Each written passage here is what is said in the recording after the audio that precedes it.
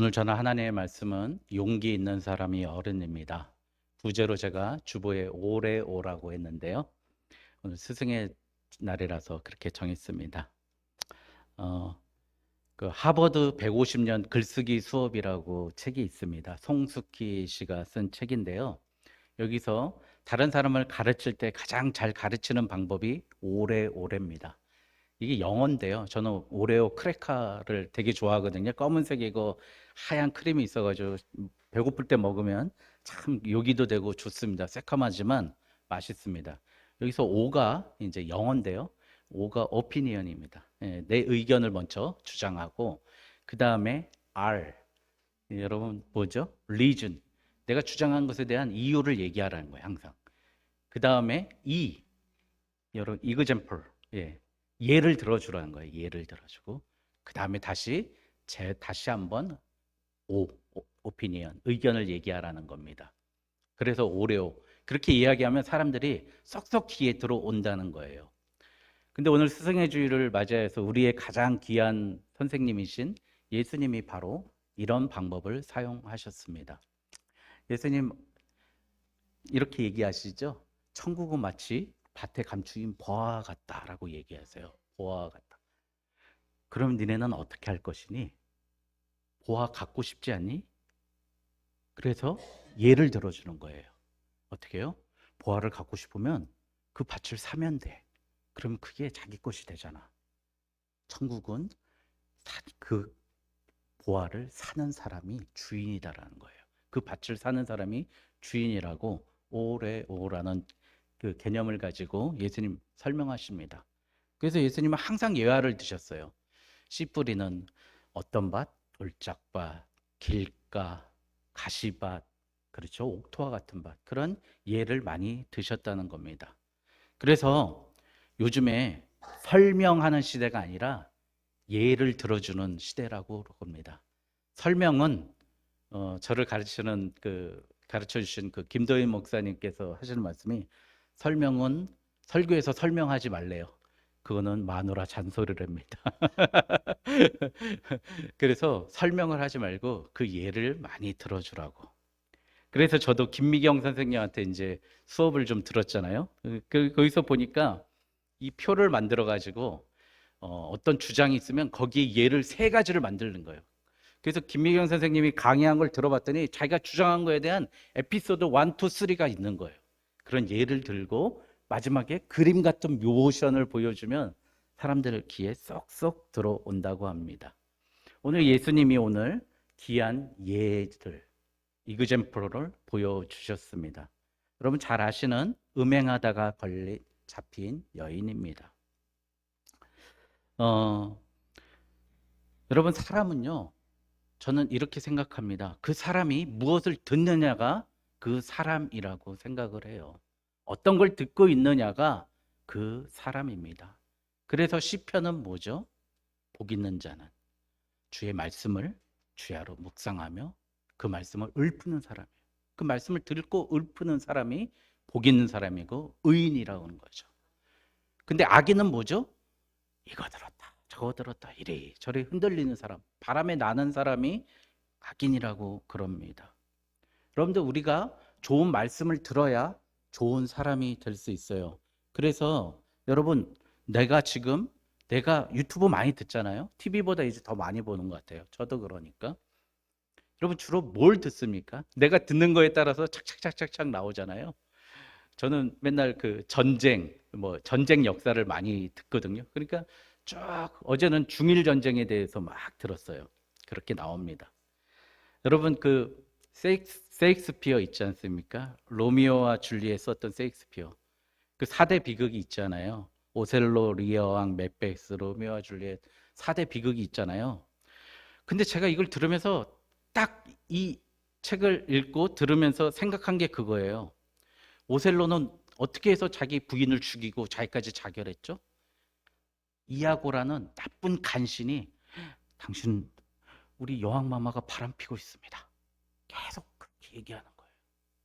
또 리어왕은요. 자기 아들 중에 배다른 아들이 적자가 되고 싶어가지고 아버님 저 큰아들이 아버님의 자리를 노리고 있습니다. 가짜로 편지 쓰고 계속 그 얘기를 듣고 있다가 결국엔 파멸에 이르고 맙니다.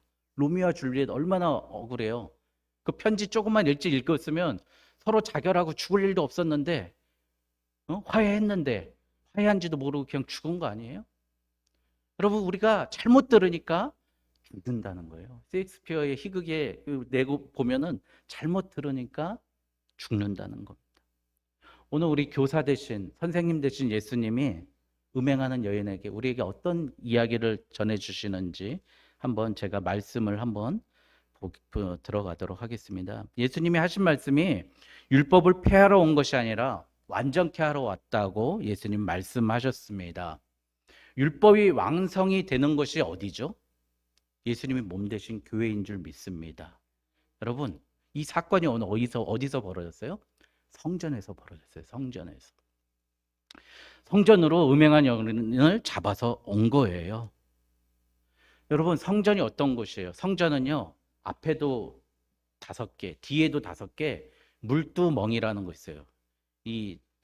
그 광성교회라는 곳에서 저 오산에 성전을 똑같은 크기로 체육관을 만들어 놓고 그 안에 성전을 똑같은 크기로 만들었는데 들어가는 입구에 물두멍을 만들었어요. 여러분 보시면 돌 항아리 좀 같은 모양이거든요. 그래서 거기에 그 물을 가득 채워가지고 어떻게 해요? 제물들을 씻기는 거예요. 그 다음에 어떻게 해요? 제사장들도 거기서 손을 씻고 제사를 드리러 들어가는 거예요. 여러분, 성전은요, 중요한 건 우리가 용서를 구하는 것이고 우리의 죄를 씻는 것이지 잘못된 사람을 불러서 정죄하는 것이 아니라는 겁니다. 근데 여러분, 오늘 보면 음행에다 걸린 여인을 데리고 옵니다. 이 레위기 20장 10절에 이제 모세 율법에 의하면 그렇지 않습니까? 얘기할 때 이렇게 얘기합니다. 누구든지 남의 아내와 간음한 자, 곧 그의 이웃의 아내와 간음한 자는 그 간부와 음부를 반드시 죽일지니라. 신명기 22장 22절. 어떤 남자가 유부녀와 동침한 것이 드러나거든 그 동침한 남자와 그 여자를 둘 다 죽여 이스라엘 중에 악을 제할지니라. 이렇게 얘기하거든요. 죽이라는 거죠. 그런데 오늘 이 비밀을 보십시오. 여러분, 손바닥도 이렇게 마주쳐야 소리가 나지 않습니까? 음행한 여인이 있으면 음행한 남자가 있어야 될 거 아닙니까? 여자만 데려오는 거예요. 지금 이 구약 율법을 토대로 해서 꾸란을 만든 이슬람에서 벌어지는 일들이 뭡니까? 예? 자기 딸이 부정한 짓 했다고 사람들이 있는 데서 돌로 쳐 죽이고, 예? 심지어 부정한 사람이 있으면, 아니 부정한 여인이 있다고 그러면 부정한 남자도 돌로 쳐 죽여야 될 거 아니에요. 이 율법이 어떻게 되냐? 율법은요, 자꾸 나는 죄인이 아니고 네가 죄인이야 라고 만들게 된다는 거예요. 이 평등이라는 것도 훼손되고요, 자유함도 훼손한 게 만드는 게 이 율법이라는 겁니다. 여러분, 율법을 옛날에 성경에서 보면 몽학 선생이라고 그랬어요. 초등교사라고. 그러니까 잘못된 것을 알려주는 것, 그를 통해서 우리가 어떻게 해요? 예수 그리스도를 향할 수 있고 하나님으로부터 은혜를 구할 수밖에 없게 만드는 통로지, 율법을 가지고 심판하라는 게 아니잖아요. 우리를 율법을 가지고 심판하라는 게 아닌데 우리가 그 사람들을, 죄인들을 데리고 와서 죽이러 성전에 오는 거예요. 그러니까 성전이 악의 소굴이 돼버리고 마는 겁니다. 그러니까 사람을 수단으로 생각하는 거예요. 예수님이 어떻게 해요? 손가락으로 이렇게 쓰셔요. 예수님 고소할 겁니까? 안 할 겁니까? 저 여인. 예? 이렇게 얘기하는데 예수님이 손가락으로 쓰세요. 뭐 많은 이야기가 있죠. 거기 있는 사람의 이름을 적고 그 사람들이 각각 너 얘 돈 떼먹었지, 너도 쟤처럼 간음했지, 이렇게 썼다는 얘기가 있고요. 그렇게 했습니다. 그랬더니 빨리 고소할 거야 안 할 거예요? 여러 명이 그랬나 봐요. 빨리 당신 재판해 보세요, 판단해 보세요. 예수님께 바리새인과 서기관들이 그렇게 얘기했는데 어떻게 했어요? 그 예수님이 쓰신 걸 보니까 묻기를 멈췄다. 그리고 양심의 가책을 느껴서 한 명씩 한 명씩 돌아갔다는 겁니다. 여러분, 비약은 아닌데 여러분, 예수님이 쓰신 게 뭐예요? 예수님의 말씀이, 예수님이 몸으로 오신, 육신으로 오신 게 뭐죠? 이 성경 말씀입니다. 여러분, 오직 성경은 바르게 한가, 의로 교육하기에 유익하다 그랬습니다. 여러분, 이 성경을 읽으세요. 예수님의 말씀을 읽으세요. 예? 세상 평등하지도 않은 정의, 평등, 예? 꼬여놓은 율법, 법 이런 거 보지 마시고 예수님의 말씀을 보니까 사람들이 양심의 가책을 갖고 하나씩 하나씩 돌아가셨다는 겁니다. 예수님 그리고 어떻게 하세요? 내가 너를 정죄하지 않을 테니까. 예수님께서도 그 여인을 정죄하지 않으세요. 예수님이 용서라는 걸 일예로 진짜 보여주시는 거예요.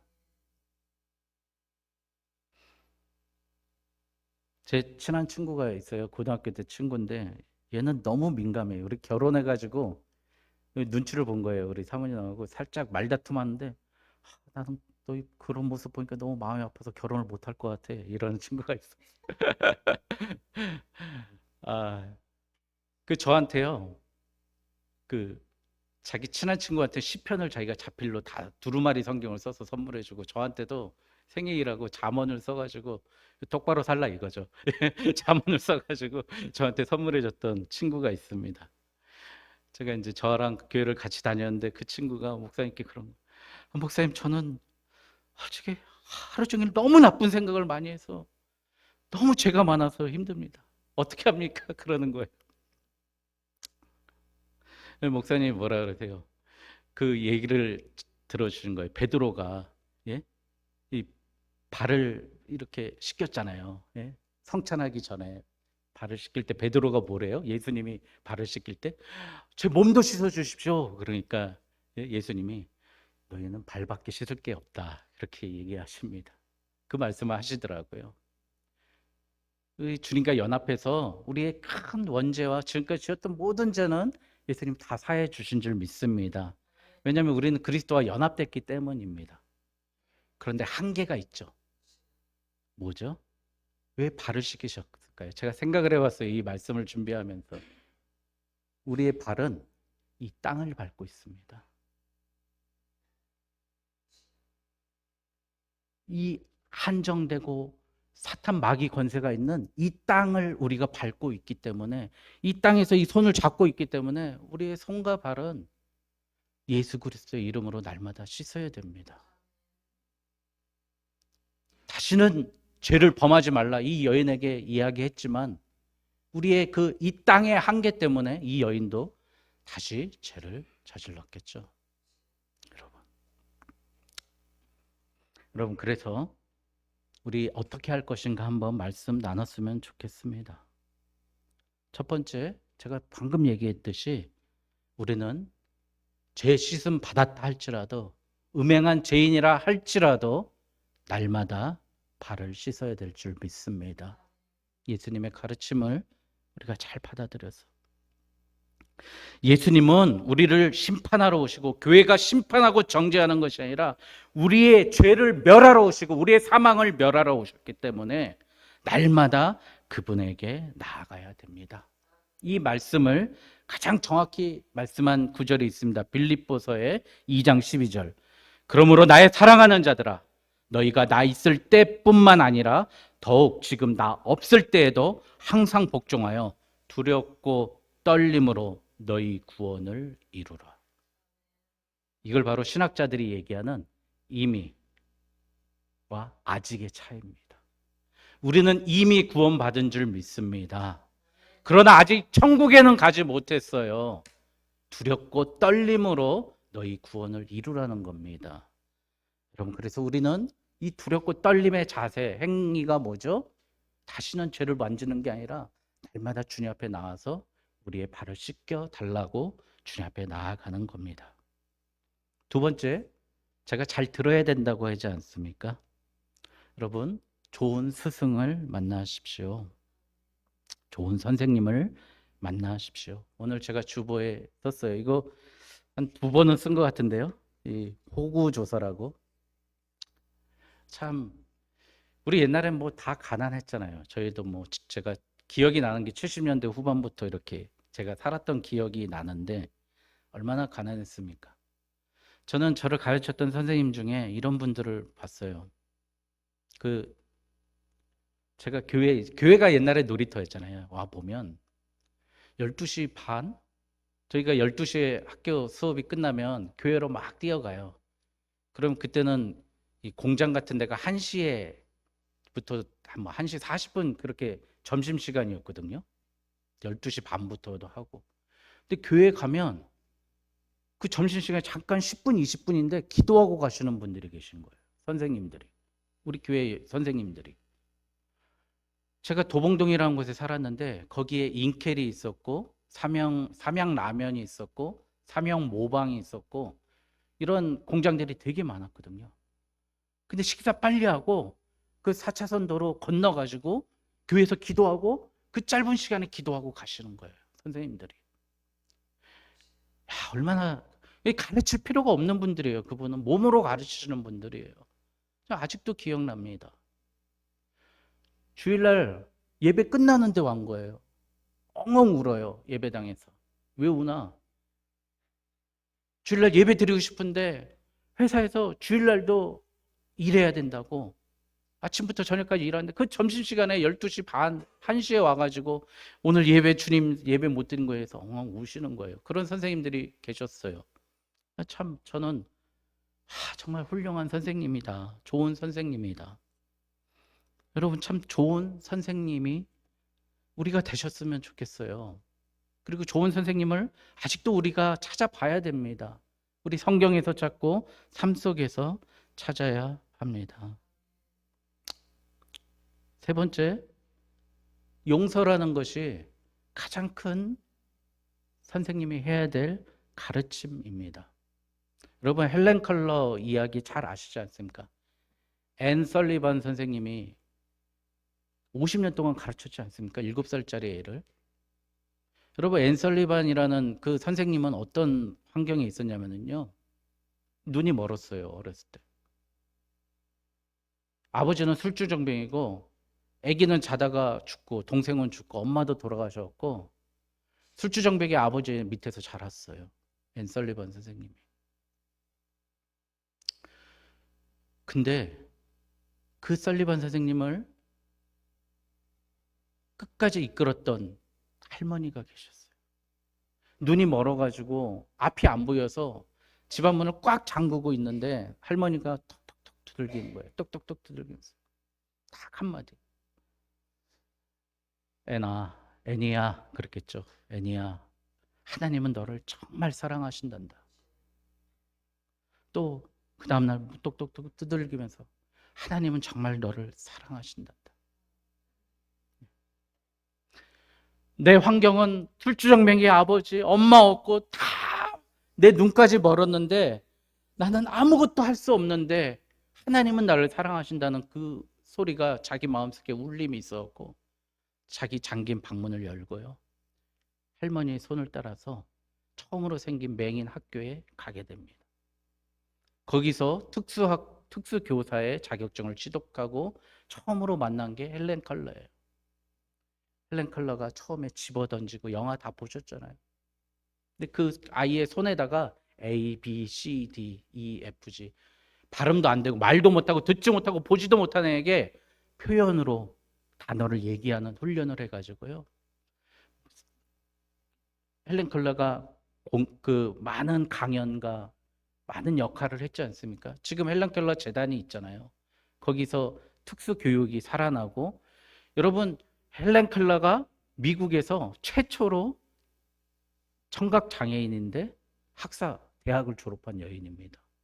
그럼 그렇게 그를 이끌어 갑니다. 인생을 그렇게 이끌어 가요. 여기 헬렌 켈러 그가 이야기한 걸 들어보니까요. 이렇게 얘기합니다. 세상에서 가장 한심한 사람은 눈은 있는데 비전을 보지 못하는 사람이다. 여러분 하나님의 꿈을 꾸고 계십니까? 부동산 꿈을 꾸고 계십니까? 하나님의 꿈을 꾸고 계십니까? 멋진 마세라티를 꾸고 계십니까? 하나님의 꿈을 꾸고 계십니까? 내 아들 잘 먹고 잘 사는 꿈을 꾸고 계십니까? 여러분, 한심한 사람은 눈은 있는데 비전이 없는 그런 모습 아닙니까? 여러분, 그 할머니가 이 나쁜 거사, 너라도 정신 차리고 빨리 나와야지 그렇게 했다면 헬렌 켈러도 없었고 앤 설리반 선생님도 없었어요. 근데 그렇게 문 닫고 투정 부리는 애에게 용서하고 그에게 하나님은 너를 정말 사랑하신다. 그 이야기만 한 것이 아니라 문을 열고 들어온 설리반에게 이렇게 얘기했대요. 너의 눈은 하나님의 선물이고 너의 손은 하나님의 손가락이다. 너의 발은 하나님의 재능이야. 이렇게 얘기해 준 거예요. 그래서 그가 자부심을 갖고 자기의 정체성을 회복하고 공부하기 시작이 될 거죠. 조지 허버트라는 사람이 가장 높은 가르침은 용서라고 했습니다. 여러분, 다른 사람을 용서하지 못하는 사람은 자신이 건너야 할 다리를 부수는 것이다. 여러분, 우리가 오늘 예수님처럼 용서해 줘야 됩니다. 용서해야 나의 한계를 극복할 수 있습니다. 여러분, 내가 용서하지 못하는 사람 있습니까? 내가 정말 미워한 사람 있습니까? 정말 용서하고 그에게 나의 마음은 이게 아닙니다. 나는 당신을 사랑하고 있습니다. 전할 수 있는 오늘 이 계기가 됐으면 좋겠습니다. 제가 3가지 얘기했죠. 날마다 발을 씻고 좋은 선생을 만나고 용서와 포용을 하자는 거예요. 그런데 오늘 제목은 용기 있는 사람이 어른입니다. 오늘 말씀에 좀 숨어 있는 걸 제가 좀 찾았거든요. 9절 한번 같이 읽을까요?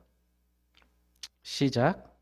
그들이 이 말씀을 듣고 양심의 가책을 느껴 어른으로 시작하여 젊은이까지 하나씩 하나씩 나가고 오직 예수와 그 가운데 섰는 여자만 남았더라.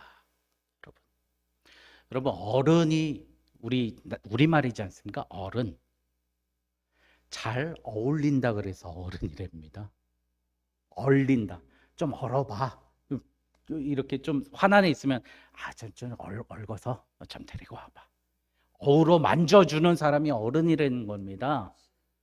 여러분, 어른은요, 누구 잘못해서 때리고 혼내고 그러는 게 아니라 진짜 어른은 잘 어루고 보듬어주고 그러는 사람이 어른입니다.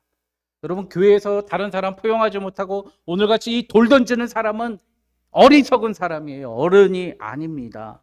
여기 오늘 보니까 어른으로 시작하여 젊은이까지 하나씩 하나씩 나가고, 여러분, 어른부터 나갔다는 거예요. 어른부터. 저 죽이려고 했는데 예수님 말씀을 보고 용기를 내서 나부터 그 자리를 떴다는 겁니다. 내가 지금 누구를 정죄하고 누구를 미워하고 누구를 시기하고 누구를 질투하고 있다면 나부터 그 자리를 떠나는 게 어른입니다. 그 용기 있는 사람이 어른입니다. 오늘 여러분은 어른이십니까? 애기입니까? 투정꾼입니까? 어른부터 용기 내서 한 걸음 나가야 되는 게 어른입니다. 한 명씩 한 명씩 나아갈 때, 용기의 발걸음이 있을 때 용기 있는 사람이 됩니다.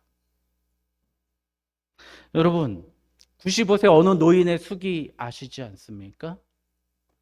여러분, 너무나 많이 들었던 이야기입니다. 95세에 자기 생일에 쓴 수기입니다. 나는 젊었을 때 정말 열심히 일했습니다. 그 결과 나는 실력을 인정받았고 존경받았습니다. 그 덕에 63세 때 당당히 은퇴를 할 수 있었죠. 그런데 지금 95 생일에 얼마나 후회의 눈물을 흘리는지 모릅니다. 내 65년의 생애는 자랑스럽고 떳떳했지만 이후 30년의 삶은 부끄럽고 후회되고 비통한 삶이었습니다. 나는 퇴직 후 이제 다 살았다. 남은 인생 그냥 덤이다. 라고 생각으로 그저 고통 없이 죽기만을 기다렸습니다. 30년의 시간은 지금 내 나이 95세로 보면 3분의 1에 해당하는 기나긴 시간입니다. 그때 나 스스로 늙었다고 뭔가를 시작하기엔 늦었다고 생각했던 것이 큰 잘못이었습니다. 이제 나는 하고 싶었던 어학 공부를 시작하려고 합니다. 그 이유는 단 한 가지. 10년 후 맞이하게 될 105번째 생일에 95세 때 왜 아무것도 시작하지 않았는지 후회하지 않기 위해서입니다. 이분이 썼을 때는 평균 수명 낮았을 거 아니에요. 여러분, 이분이요, 65세부터 그 후 30년 동안 논고 같습니까? 이분이 신학대학을 설립하고요, 서울 서초 IC 옆에다가 대학교를 세우고요, 종합대학을 세우고 또 전문대학을 세우고 직업훈련을 세웠던 강석규 총장입니다. 제가 그 학교를 나왔고요, 저 있을 때 총장님이셨고 저한테 선수 장학금도 주셨어요. 이분이 65세 은퇴해서 그렇게, 이분은 조그마신 분이 하루 종일 학교를 비집고 다니신 거예요. 풀 뽑아라 뭐 해라. 총장님 무서워서 사람들이 막, 예? 그랬던 분입니다. 이분이 학교를 세우고 움직이고 그랬기 때문에, 그 30년을 열심히 살았기 때문에 후학들이 이렇게 또 나와설 수 있었던 거죠. 근데 자기 자신은 어떻게 생각해요?